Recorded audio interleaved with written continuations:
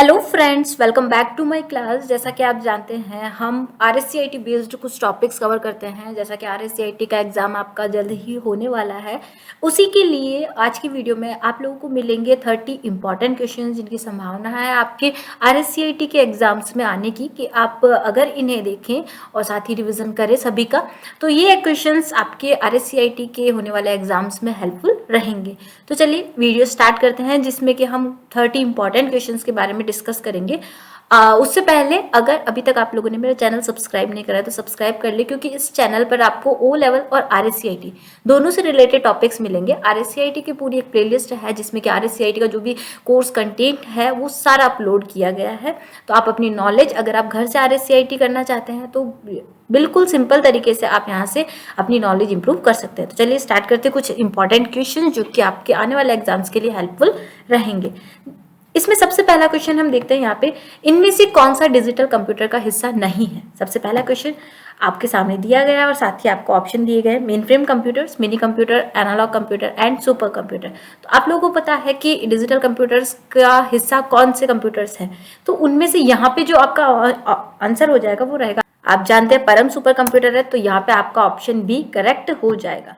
Third question आता है, how many function keys in keyboard. Keyboard में कितनी फंक्शन कीज होती है, काफी इंपॉर्टेंट क्वेश्चन है, कई बार पूछा भी गया है। तो आपके ऑप्शन है 14, 9, 12 एंड 10। तो आप जानते हैं आपके कीबोर्ड में फंक्शन कीज होती है 12, तो आपका ऑप्शन सी यहाँ पे करेक्ट हो जाएगा। Next, the following is not the type of ROM. इनमें से कौन सा रोम का टाइप नहीं है, PROM, EPROM, flash memory या नन ऑफ द अबव। तो आपका ऑप्शन हो जाएगा, आंसर हो जाएगा यहाँ पे D, none of the above. Next आते हैं, which one is the type of input, which one is not the type of input device. देखिए एग्जाम में भी आपको ध्यान रखना है कि नॉट बोल रहा है या ये बोल रहा है कि कौन सी है ना। यहाँ पे नहीं लिखा गया है कि इनमें से कौन सी इनपुट डिवाइसेस, इनमें से कौन सी डिवाइसेस इनपुट डिवाइसेस का एग्जाम्पल नहीं है। तो ये आपको रिकॉग्नाइज करवाना होगा, ये आपको पहचानना होगा कि कौन सी आपके इनपुट डिवाइस है और कौन सी आपको आउटपुट डिवाइस है। ये मान लीजिए RSCIT के एग्जाम्स में या ऐसे ही जो भी कंप्यूटर बेस्ड जो एग्जाम्स होते हैं उनमें नॉर्मल क्वेश्चंस पूछे जाते हैं कि इनपुट एंड आउटपुट डिवाइसेस कौन कौन सी होती है, इनमें डिफरेंस आप लोगों को पता होना चाहिए। तो यहाँ पे पूछा गया है विच one is not the type of input device, इनमें से कौन सी इनपुट डिवाइस की टाइप नहीं है। कीबोर्ड आप जानते हैं इनपुट डिवाइस का टाइप है, स्कैनर हमारा इनपुट डिवाइस का टाइप है, MICR हमारा इनपुट डिवाइस का टाइप है, बट प्रिंटर क्या है, हमारा एक आउटपुट डिवाइस, इसलिए यहाँ पे ऑप्शन सी आपका करेक्ट हो जाएगा। नेक्स्ट क्वेश्चन, शॉर्टकट की फॉर रीनेम ऑफ फाइल और फोल्डर। अगर आप किसी फाइल या फोल्डर को रीनेम करना चाहते हैं, उसका नेम चेंज करना चाहते हैं, तो इसकी शॉर्टकट की क्या है। बेहद इंपॉर्टेंट क्वेश्चन है, ये भी RSCIT के पर्पज से काफी बार पूछा भी गया है और बेहद सिंपल क्वेश्चन है, आई होप आप लोगों को आता होगा। तो यहाँ पे जो आपका आंसर रहेगा F2 होगा, यानी F2 अगर आप अपने कीबोर्ड से प्रेस करते हैं तो आप क्या कर सकते हैं, किसी भी फाइल या फोल्डर का रीनेम, उसका वापस नाम चेंज कर सकते हैं। कंटिन्यू करते इसे, what is the full form of DVD। DVD की फुल फॉर्म यहाँ पे आपसे पूछी गई है कि कौन सा है, इंपॉर्टेंट है। देखिए सारे क्वेश्चंस ऐसे हैं जो कि इंपॉर्टेंट है, बेहद सिंपल है, जो कि आपके RSCIT के एग्जाम्स में आते हैं। तो आपको इनके सबके बारे में बहुत ही अच्छे से देखना होगा, इनसे रिलेटेड जो भी टॉपिक्स आपको मिले उन्हें भी आपको कवर करना होगा। तो यहाँ पे आपसे पूछा गया DVD की फुल फॉर्म क्या है, data and video disk no, device vendor description no, digital video disk, digital and visual design. ठीक है, यहाँ पे आपका ऑप्शन हो जाएगा डिजिटल वीडियो डिस्क। कई बार यहाँ पे आता है डिजिटल वर्सेटाइल डिस्क, तो वो भी ऑप्शन अगर आपके पास हो तो आप उसे भी सही कर सकते हैं। यहाँ पे दो हो सकते हैं DVD का, डिजिटल वीडियो डिस्क और डिजिटल वर्सेटाइल डिस्क, ये इसके ऑप्शन होते हैं। तो आपका जो भी ऑप्शन हो वो आपको ध्यान से देखना है, या तो DVD का full form digital video disk होगा या फिर डिजिटल वर्सेटाइल डिस्क होगा, इन दोनों में से आपको सेलेक्ट करना है। इन दोनों में से हमारे पास यहाँ पे एक ही ऑप्शन है C, तो यही हमारा क्या हो जाएगा, करेक्ट आंसर हो जाएगा। Next, what is the full form of HTML। HTML की फुल फॉर्म क्या है, बेहद important questions. Hyper text markup language, hyper text marked language, hyper link marked language, hyper transmitting machine language. तो आप सभी जानते हैं, अगर आपने RSCIT का अच्छे से रिवीजन करा है कोर्स का, तो आपको पता है HTML की फुल फॉर्म होगी आपकी हाइपर टेक्स्ट मार्कअप लैंग्वेज, यानी ऑप्शन ए आपका करेक्ट हो जाएगा। Next, what is the full form of modem. Modem की फुल फॉर्म आपसे पूछी जा सकती है, इंपॉर्टेंट है। मोडेम का वर्क क्या है, एनालॉग सिग्नल्स को डिजिटल सिग्नल्स में कन्वर्ट करना, डिजिटल सिग्नल्स को एनालॉग सिग्नल्स में कन्वर्ट करना हमारे मोडेम का वर्क होता है। ठीक है, अब ये टेलीफोन लाइन्स के थ्रू कनेक्टेड होता है, ये तो मैंने सिंपल सी नॉलेज दे दी अब आपको। अब आपको बताना है कि इसकी फुल फॉर्म क्या है। जब मैंने अपने RSCIT का सिलेबस कवर करा था तो मैंने आपको इसका बताया था कि मोडेम 2 वर्ड से मिलकर बनता है, एक तो MO और एक DEM, यानी MO यानी मॉड्यूलेटर, DEM यानी डीमॉड्यूलेटर। तो हमें यहाँ पे ऑप्शन डी में ये दोनों वर्ड्स दिख रहे हैं, मॉड्यूलेटर एंड डीमॉड्यूलेटर, और यही इसका आंसर हो जाएगा option D. Next question, what is the full form of wifi? Wifi की फुल फॉर्म क्या होती है? Wireless federation, no. Wireless for internet, no. Wireless fidelity या वायरलेस इंटरनेट, तो यहाँ पे ऑप्शन सी आपका करेक्ट हो जाएगा। वायरलेस फिडेलिटी आपकी वाईफाई की फुल फॉर्म होती है। Next, full form of BCC। BCC की फुल फॉर्म क्या होती है? जैसा कि हम जानते हैं ईमेल्स में हमारा BCC एंड CC का यूज़ किया जाता है, तो ये दोनों ही काफ़ी इंपॉर्टेंट है। और ईमेल के जो भी ऑप्शंस हैं हमारे की, जैसे थ्रैश क्या होता है, स्पैम क्या होता है, स्पैम फोल्डर्स कौन से होता है, आउटबॉक्स क्या करता है, इनबॉक्स में कौन से हमारे मेल्स, तो ये काफ़ी इंपॉर्टेंट टर्म्स हैं आपके RSCIT के एग्जाम से पूछी जाने, यानी ईमेल से रिलेटेड जो भी आपके क्वेश्चंस बनते हैं वो काफ़ी इंपॉर्टेंट है। 1 या 2 क्वेश्चन तो आपको आपके एग्जाम में ईमेल से रिलेटेड देखने को मिल ही जाता है। तो जैसे CC की फुल फॉर्म इंपॉर्टेंट है, उसी तरह BCC की फुल फॉर्म भी इंपॉर्टेंट है। आपको इन दोनों की फुल फॉर्म पता होनी चाहिए। CC यानी कार्बन कॉपी, BCC यानी ब्लाइंड कार्बन कॉपी। तो यहाँ पे ऑप्शन बी आपका करेक्ट हो जाएगा, ब्लाइंड कार्बन कॉपी। ठीक है। नेक्स्ट क्वेश्चन नंबर 12 आता है आपका, जनधन अकाउंट की शुरुआत कब हुई? जो आपके RSCIT के सिलेबस में कुछ स्कीम्स ऐड हुई है, तो उसमें यहाँ पे बताया गया है कि जनधन अकाउंट की शुरुआत कब हुई। और ये क्वेश्चन आपके RSCIT के एग्जाम्स के लिए काफ़ी इंपॉर्टेंट है, क्योंकि कोर्स में काफ़ी आपके क्या किया गया है, स्कीम्स को ऐड किया गया है। तो आप लोगों को ये स्कीम्स और कब लॉन्च हुई है, किस स्कीम्स का क्या यूज़ है, ये भी पता होना चाहिए। तो जनधन अकाउंट आपकी कब शुरुआत की गई थी? अगस्त 2014 में इसकी स्टार्टिंग की गई थी। Next, main website for Rajasthan government. Rajasthan government की मेन वेबसाइट क्या है? जैसा कि ये RSCIT का जो कोर्स है बेसिकली राजस्थान की जो सिटीजन्स है उनके लिए है, तो उनको ये पता होना चाहिए कि जो राजस्थान गवर्नमेंट की मेन वेबसाइट है, जिस पर आप जाके अपने राजस्थान गवर्नमेंट से रिलेटेड जो भी ऑफिशियल वर्क्स करना चाहते हैं वहाँ पे आप कवर कर सकते हैं। तो उसके लिए जो मेन आपकी वेबसाइट है उसका एड्रेस क्या है? http www.rajasthana.gov.in, no. https www.rajasthan.gov.in, https www.rajasthan.government.gov.in या www.gov.rajasthan.co.in।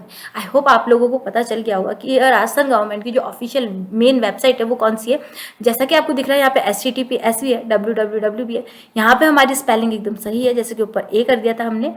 rajasthan.gov आप जानते हैं डोमेन नेम है किसका? गवर्नमेंट का। .in यानी इंडिया, इंडिया की वेबसाइट है राजस्थान की गवर्नमेंट की। तो ये पूरा एड्रेस होता है, ये इसकी मेन वेबसाइट होती है। तो यहाँ पे ऑप्शन बी हमारा करेक्ट हो जाएगा कि https www.rajasthan.gov.in। ये वेबसाइट आपको याद रखनी होगी क्योंकि ये काफ़ी important website. Next, which one is the example of mobile wallet? इनमें से कौन सा आपका मोबाइल वॉलेट का एग्जाम्पल है? ये जो आपके वॉलेट से रिलेटेड या ऑनलाइन पेमेंट से रिलेटेड जो चैप्टर है बेहद सिंपल है और काफ़ी यूजफुल है। और इस चैप्टर में जो भी क्वेश्चंस होते हैं वो बहुत ही अच्छे होते हैं ताकि आप अपने स्कोरिंग कर सके आपके एग्जाम में। तो यहाँ पे एक सिंपल सा पूछा गया है कि इनमें से कौन सा एग्जाम्पल आपके मोबाइल वॉलेट का है? क्रेडिट कार्ड आप जानते हैं हमारी प्लास्टिक मनी में आता है। ऐसी जो भी हमारे कार्ड्स होते हैं जिनके थ्रू हम पेमेंट हम कार्ड्स के थ्रू करते हैं वो हमारे क्या कहलाते हैं? प्लास्टिक मनी कहलाते हैं। ठीक है। तो क्रेडिट कार्ड में आपके सामने पैसा नहीं होता बट आप उस कार्ड के थ्रू पेमेंट करते हैं, तो वो क्या कहला रहा है? आपका प्लास्टिक मनी कहला रहा है। इसी तरह डेबिट कार्ड भी आपका प्लास्टिक मनी है। नेट बैंकिंग हमारा ऑनलाइन, हम अगर किसी का ट्रांजेक्शन कर रहे हैं किसी तरह का तो वो हमारा नेट बैंकिंग में आ जाता है। नेटवर्क के थ्रू अगर आप बैंकिंग यूज कर रहे हैं तो। अब स्टेट बैंक बड़ी, ये क्या है? हमारा मोबाइल वॉलेट है।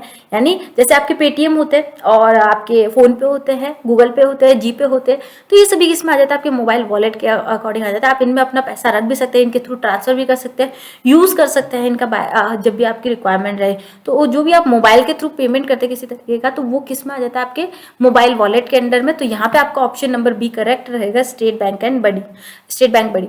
Credit card and debit card आपके प्लास्टिक मनी के अंडर में आते हैं। रुपए कार्ड भी आपका प्लास्टिक मनी के अंडर में आता है।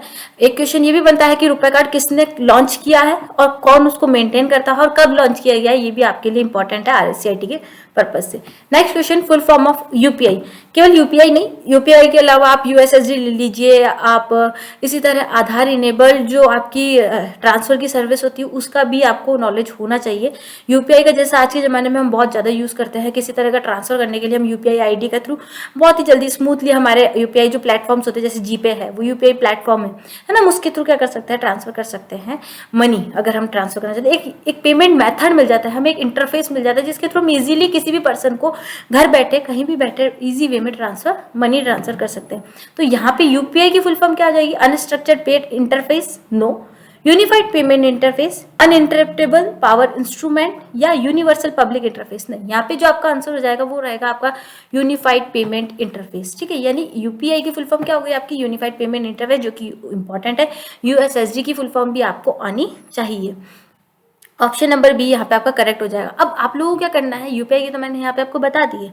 यूएसएसडी की जो फुल फॉर्म है, वो जो भी ये वीडियो देखे उन्हें कमेंट में मुझे बताना है कि यूएसएसडी की फुल फॉर्म क्या है।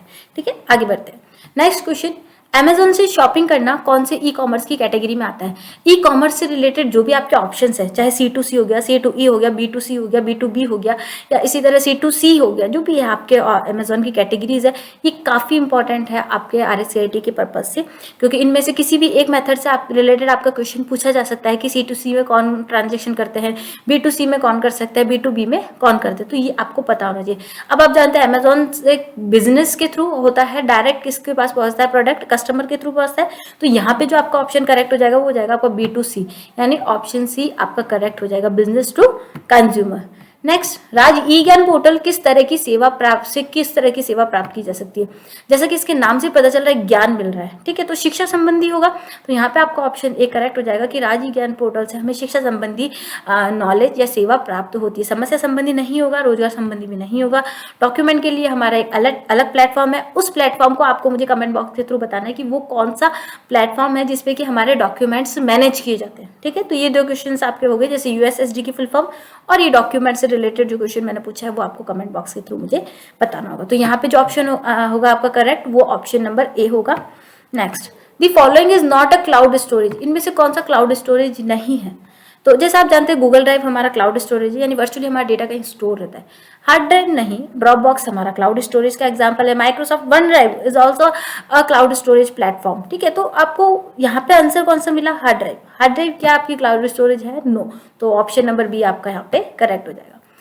Question number 19, Facebook is example of. आप सभी फेसबुक का बेहद अच्छे तरीके से यूज करना जानते हैं, तो आपको पता होगा फेसबुक क्या है। E commerce, no. Entertainment, no. Social networking या ब्लॉगिंग। अब आप जानते हैं फेसबुक के थ्रू आप एक पर्सन से दूसरे पर्सन से कम्युनिकेट कर पाते हैं, कनेक्ट हो पाते हैं, फॉरेन के कहीं के भी किसी भी पर्सन से कनेक्ट हो पाते हैं। तो क्या एक तरह से सोशल नेटवर्किंग का आपका एक प्लेटफॉर्म प्रोवाइड करवा रहा है कि आप लोगों से सोशली मिल सके, उनसे बात कर सके एक प्लेटफॉर्म के जरिए। ठीक है, तो आपका यहाँ पे ऑप्शन नंबर सी करेक्ट हो जाएगा। सोशल नेटवर्किंग का एग्जाम्पल है हमारा Facebook. Full form of SSO. SSO काफी इंपॉर्टेंट है। एसएसओ आई होप आप सभी की बनी होगी, एसएसओ आईडी जिसको बोलते हैं हम। तो एसएसओ के थ्रू क्या मिलता है, हमें एक आईडी दी जाती है जिसके थ्रू हम गवर्नमेंट के सर्विसेज का केवल एक सिंगल लॉगिन के थ्रू क्या कर सकते हैं, यूज कर सकते हैं। तो वो इंपॉर्टेंट है कि एसएसओ की फुल फॉर्म क्या है। ठीक है, कौन कौन सी सर्विसेज है वो तो आपने रन करके देखी होगी कभी, और जो इंपॉर्टेंट है आपके एग्जाम के पॉइंट ऑफ व्यू से वो है एसएसओ की फुल फॉर्म, जैसा कि आपको यहाँ दिख रहा है, सिंगल साइन ऑन। ठीक है, ये आपकी इंपॉर्टेंट है और यही इसका आंसर है option number A, single sign on. Off नहीं होगा, सर्विस सॉफ्टवेयर ऑफ नहीं होगा, नन ऑफ द अबव नहीं होगा, सिंगल साइन ऑन हमारी एसएसओ की फुल फॉर्म होती है। केवल एक सिंगल साइन से ही आपको क्या मिल जाता है, लॉगिन मिल जाता है। क्वेश्चन नंबर 21, राजधरा किस तरह की सेवा है। जीपीएस से रिलेटेड, जीएसटी से रिलेटेड, जीआईएस से रिलेटेड या नन ऑफ दी अबव। तो राजधरा आपकी ज्योग्राफिकल इंफॉर्मेशन सिस्टम से बेस्ड है, तो यहाँ पे जीआईएस आपका ऑप्शन करेक्ट हो जाएगा, ऑप्शन नंबर सी। नागरिक किस माध्यम से अपनी समस्या दर्ज कर सरकार तक पहुंचा सकते हैं। तो देखिए, एक नॉर्मल सिटीजन होता है, उसको अपनी समस्या जो भी गवर्नमेंट से रिलेटेड, गवर्नमेंट के अकॉर्डिंग होने वाले वर्क है, उनकी ग्रीवेंस क्या कर सकता है, वो गवर्नमेंट तक पहुंचा सकता है। तो उनके लिए गवर्नमेंट ने क्या करा, एक प्लेटफॉर्म बनाया है जो कि है आपका राजस्थान संपर्क तो आप उस संपर्क तक क्या कर सकते हैं, अपनी कोई भी समस्या वहाँ पे पोस्ट कर सकते हैं, जल्द ही उनका क्या कर दिया जाता है, रिजोल्यूशन किया जा सकता है। तो एक जो नॉर्मल सिटीजन है वो किन माध्यम से क्या कर सकता है, अपनी समस्या को सरकार तक भेज सकता है ताकि उनका रिजोल्यूशन किया जा सके। या तो कॉल सेंटर के थ्रू कर सकता है, या राजस्थान संपर्क मोबाइल ऐप के थ्रू कर सकता है, या फिर ई मित्र कियोस्क के थ्रू कर सकता है, या ऑल ऑफ द अबव। तो यहाँ पे आपका ऑप्शन नंबर डी करेक्ट हो जाएगा, ऑल ऑफ द अबव। यानी आप इन सभी माध्यम से क्या कर सकते हैं, अपनी ग्रीवियंस को सरकार तक पहुंचा सकते हैं, सरकार उसके अकॉर्डिंग एक्शंस लेती है जो भी आपकी समस्या होती है। इनमें से किस विकल्प के द्वारा एसएसओ के लिए रजिस्ट्रेशन नहीं किया जा सकता, यहाँ पे आपको ऑप्शन दिया जा रहा है फेसबुक, गूगल आईडी, आधार या पैन कार्ड। आप आई होप आप लोगों ने सभी ने एसएसओ पे रजिस्ट्रेशन किया होगा, जब आपने वीडियो देखी होगी तो प्रैक्टिकल करके देखा होगा, तो उसमें आपको पता चला होगा कि फेसबुक के थ्रू आप अपनी एसएसओ आईडी क्रिएट कर सकते हैं, गूगल आईडी यानी आपकी जीमेल आईडी के थ्रू भी कर सकते हैं, गूगल की जो आईडी होती है उसके थ्रू, आधार कार्ड के थ्रू कर सकते हैं, बट वहाँ पे आपको पैन कार्ड का ऑप्शन नहीं मिला होगा। तो यहाँ पे जो आपका आंसर होगा वो रहेगा pan card, option number D correct रहेगा। इसके थ्रू आप अपनी एसएसओ की आईडी क्रिएट नहीं कर सकते। क्वेश्चन नंबर 24, राज्य सरकार का कौन सा डिपार्टमेंट ईपीडीएस को संचालित करता है। ईपीडीएस की फुल फॉर्म इंपॉर्टेंट है आपके एग्जाम के पॉइंट ऑफ व्यू से, इलेक्ट्रॉनिक पब्लिक डिस्ट्रीब्यूशन सिस्टम, ठीक है, काफी इंपॉर्टेंट है, ये आपको नोट करनी है, याद भी करनी है, ठीक है। तो अब ये जो ईपीडीएस है उसे कौन सा डिपार्टमेंट मैनेज करता है, ठीक है, वाटर रिसोर्सेज डिपार्टमेंट करता है, no, food and civil supplies department करता है, एग्रीकल्चर डिपार्टमेंट करता है, या रेवेन्यू डिपार्टमेंट करता है। तो यहाँ पे जो आपका ऑप्शन होगा, ऑप्शन नंबर बी करेक्ट होगा, food and civil supplies department क्या करता है, ईपीडीएस को, पब्लिक डिस्ट्रीब्यूशन सिस्टम है ना, यानी पब्लिक को सार्वजनिक वितरण प्रणाली को किस तरह से मैनेज करना है, ये सभी आपका food and civil supplies department manage करता है। Next question number 25, how many numbers in Aadhaar card. बेहद सिंपल, बट कई बार होता है थोड़ा सा नॉलेज को ध्यान में नहीं रखते हुए हमें ये नहीं पता होता कि आधार कार्ड में कितने नंबर होते हैं, तो आप लोगों को ये पता होना चाहिए आधार कार्ड में कितने नंबर होते हैं, आपके 12 होते हैं। तो ऑप्शन नंबर बी आपका करेक्ट हो जाएगा, 10 नहीं होगा, 16 नहीं होगा, 8 नहीं होगा, ऑप्शन नंबर 12 आपका करेक्ट होएगा, आधार कार्ड में 12 नंबर्स होते हैं। आधार में अपडेशन कितने तरीकों से किया जा सकता है। आप अगर आधार कार्ड में अपडेट करवाना चाहते हैं तो कितने तरीकों से कर सकते हैं, ऑफलाइन कर सकते हैं, ऑनलाइन मेथड के थ्रू कर सकते हैं, दोनों के थ्रू कर सकते हैं, या किसी के थ्रू भी नहीं कर सकते। तो अगर आप अपने आधार में किसी भी तरीके का अपडेशन चाहते हैं तो आप ऑनलाइन मेथड का भी यूज कर सकते हैं और ऑफलाइन मेथड का भी यूज कर सकते हैं। तो ऑप्शन नंबर सी आपका यहाँ पे करेक्ट हो जाएगा। नेक्स्ट, इनकम टैक्स रिटर्न भरने के लिए कौन सा फॉर्म फिल किया जाता है। अगर आप इनकम टैक्स रिटर्न फिल कर रहे हैं तो उसके लिए एक फॉर्म फिल किया जाता है, उसमें सारी डिटेल्स आपकी शो कराई जाती है। तो वो फॉर्म होता है, वो कौन सा फॉर्म होता है, तो यहाँ पे आपको पता होना चाहिए, आपका form number 16 income tax return को फिल करने के लिए यूज में लिया जाता है। तो ऑप्शन डी आपका यहाँ पे करेक्ट हो जाएगा। Next, full form of GPS. GPS की full form geographical position solution, geographical penetration system, global positioning system, या नन ऑफ द अबव। तो यहाँ पे आपकी जो जीपीएस की फुल फॉर्म रहेगी वो रहेगी global positioning system, option number C आपका यहाँ पे करेक्ट आंसर होगा। Next, which of the following option is not available in insert picture. आपके जो माइक्रोसॉफ्ट ऑफिस में आपको ऑप्शन दिया जाता है इंसर्ट टैब, उसमें पिक्चर जो आपका ग्रुप होता है उसमें इनमें से कौन सा ऑप्शन नहीं होता है। चार्ट होता है, यस। ग्राफ होता है, नो, आप लोगों ने नहीं देखा। क्लिप आर्ट देखा है आपने, वर्ड आर्ट देखा है, बट ग्राफ आपने वहां पे नहीं देखा है। तो ऑप्शन नंबर बी आपका यहाँ पे करेक्ट हो जाएगा। In MS Word shortcut key shift plus delete is used to. देखिए, जैसे मैंने अभी ये जो प्रीवियस का क्वेश्चन बताया, आपको पता होना चाहिए किस टैब में कौन सा ऑप्शन होता है। क्लिपबोर्ड क्या होता है, फॉर्मेट पेंटर्स क्या होता है, कट कॉपी पेस्ट की शॉर्टकट की क्या होती है, रीडू अंडू की शॉर्टकट की क्या होती है, फाइंड रिप्लेस की शॉर्टकट की क्या होती है, न्यू स्लाइड लेने के लिए, न्यू पेज लेने के लिए, न्यू डॉक्यूमेंट लेने के लिए, जो भी शॉर्टकट कीज है वो सारी आपको याद करनी जरूरी है। यहाँ पे एक आपको शॉर्टकट की बताई जा रही है, shift plus delete is used to. अगर आप अपने कीबोर्ड से शिफ्ट एंड डिलीट को साथ प्रेस करते हैं तो उसका क्या यूज किया जाता है, delete the selected item permanently without placing the item in the recycle bin. अगर इससे क्या होगा, जैसे आप शिफ्ट प्लस डिलीट करेंगे तो क्या हो जाएगा, जो भी आप डिलीट करना चाहते हैं सेलेक्टेड आइटम वो रिसाइकल बिन में जाने के बजाय क्या हो जाएगा, परमानेंटली डिलीट हो जाएगा अगर आप इस की को प्रेस करेंगे। या फिर कॉपी दी सेलेक्टेड आइटम, ये कॉपी कैसे हो जाएगा, कॉपी आप जानते हैं कॉपी की शॉर्टकट की कंट्रोल सी, तो ये तो यूज में नहीं आएगा, तो ये ऑप्शन आपका गलत हो जाएगा। रीनेम दी सेलेक्टेड फाइल आइटम, रीनेम की शॉर्टकट की मैंने आपको पहले ही बता दी F2 है, तो ये इससे तो हो नहीं रहा। Create shortcut to the selected item, selected item का शॉर्टकट बन जाएगा, नहीं ये भी नहीं होगा। होगा क्या शिफ्ट प्लस डिलीट से? अगर आप नॉर्मल डिलीट बटन प्रेस करते हैं आपके कीबोर्ड से, तो क्या होता है, आपका आइटम किस में चल जाता है, रिसाइकल बिन में चल जाता है। आपका जो भी फाइल या फोल्डर है वो किस में चल जाएगी, रिसाइकल बिन में। बट अगर आप अपने कीबोर्ड से शिफ्ट के साथ डिलीट प्रेस करते हैं तो वो फाइल रिसाइकल बिन में ना जाके क्या हो जाएगी, परमानेंटली डिलीट हो जाएगी, आप उसे वापस रिस्टोर नहीं कर सकते। तो ये होता है आपका शिफ्ट प्लस डिलीट का। इसी के साथ साथ एक और क्वेश्चन आपको बताना चाहूंगी, जैसे आपका पॉइंटर होता है, ठीक है, एक क्वेश्चन आता है कि अगर पॉइंटर के कर्सर के आप लेफ्ट साइड का रिमूव करना चाहते हैं तो कौन सी शॉर्टकट की प्रेस करेंगे, और कर्सर के राइट साइड का अगर आप रिमूव करना चाहते हैं तो कौन सी शॉर्टकट की प्रेस करेंगे। अगर आप नॉर्मल कर्सर यहाँ है और आप इस टेक्स्ट को रिमूव करना चाहते हैं तो आप नॉर्मल बैक स्पेस प्रेस करते हैं। बट अगर आपका कर्सर यहाँ पे है और आप कर्सर के राइट साइड का टेक्स्ट रिमूव करना चाहते हैं तो आप प्रेस करेंगे डिलीट की, ओनली डिलीट प्रेस करेंगे तो कर्सर जहाँ रखा होगा उसके राइट साइड के जो भी लेटर्स है वो क्या होंगे, धीरे धीरे रिमूव होते जाएंगे। तो ये थे कुछ ऐसे 30 क्वेश्चंस, और साथ ही साथ इनके साथ कुछ इंपॉर्टेंट क्वेश्चंस के बारे में जो मैंने आपको बताया है साथ के साथ वीडियो में, तो बेहद इंपॉर्टेंट है आपके RSCIT के एग्जाम के पॉइंट ऑफ व्यू से।